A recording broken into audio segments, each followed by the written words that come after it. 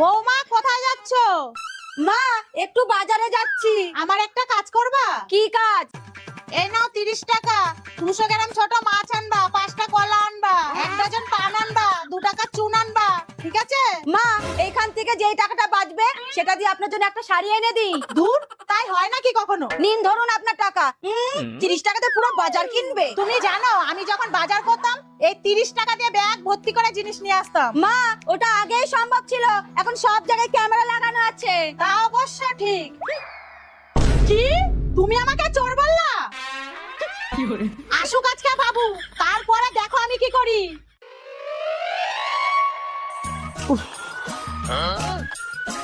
বাবু, বাবু, তোর বউ আমাকে চোর বলেছে।